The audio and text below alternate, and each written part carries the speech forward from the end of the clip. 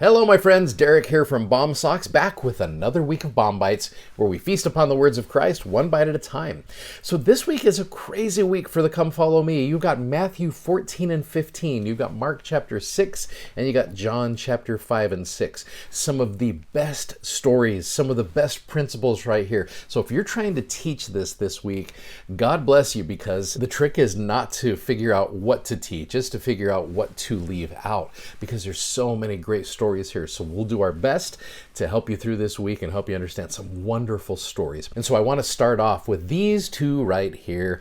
Their relationship had to be fantastic. When you're looking at Jesus and John the Baptist, not only were they family, they had to be very close friends. There had to be like a camaraderie between these two, as Jesus understood who he was and John understood who Jesus was. I mean, even their births were similar in the sense that both of their mothers really should not have been giving birth, but these two divine individuals coming to this earth to be able to bless people's lives. Once John knew that Jesus was ready to start his ministry, John was like, and I am out. You guys all follow him. I am done. My whole purpose was to prepare the world for him.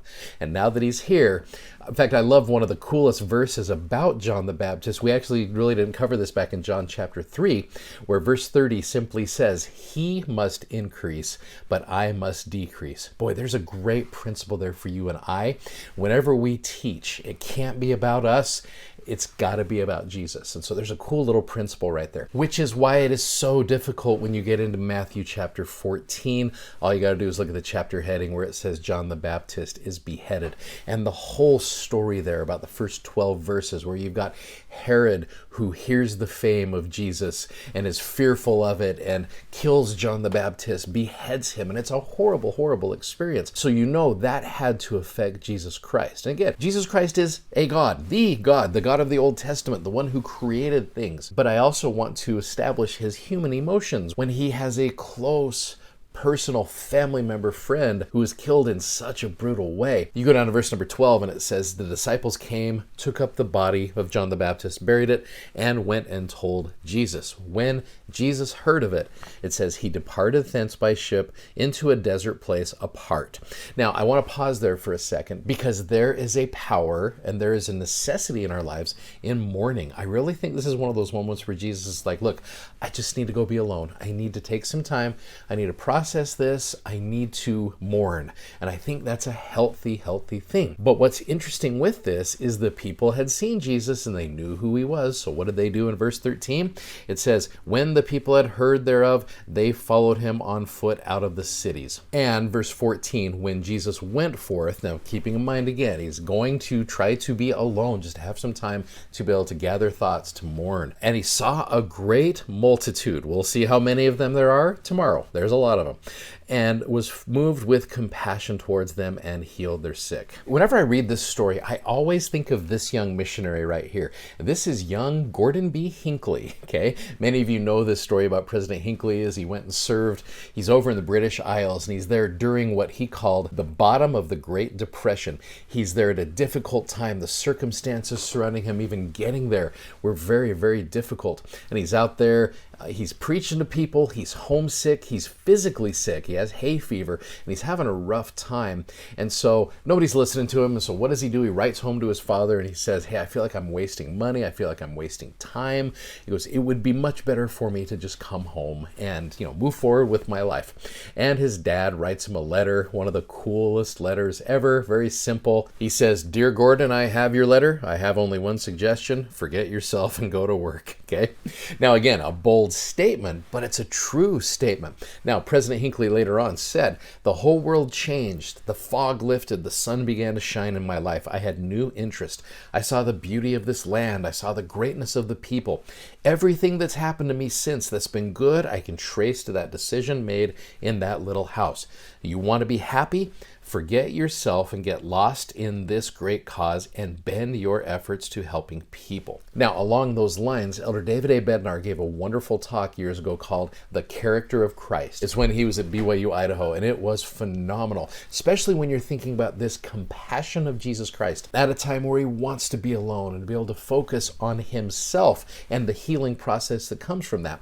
Look what Elder Bednar says. He says, perhaps the greatest indicator of character is the capacity to recognize and appropriately respond to other people who are experiencing the very challenge or adversity that is most immediately and forcibly pressing upon us. Character is revealed, for example, in the power to discern the suffering of other people when we ourselves are suffering, in the ability to detect the hunger of others when we are hungry. We'll talk more about that tomorrow.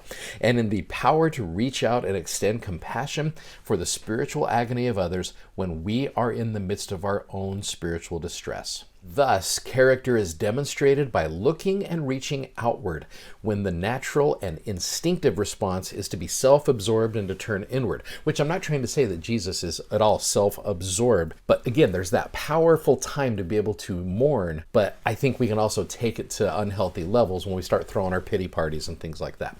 So it says, if such a capacity is indeed the ultimate criterion of moral character, then the Savior of the world is the perfect example of such a consistent and charitable character. You know, I think about, there's an inspirational message simply called Lift, where you've got a quorum of high priests and elders back in the day, and what they did is there was a lady in their ward who needed to be able to be lifted. She was not able to walk, and so they had to go in and basically every night help put her to bed every night, and they took turns with that. And it was a burden. It was difficult for many of these men to do that, but as they did that, they found themselves.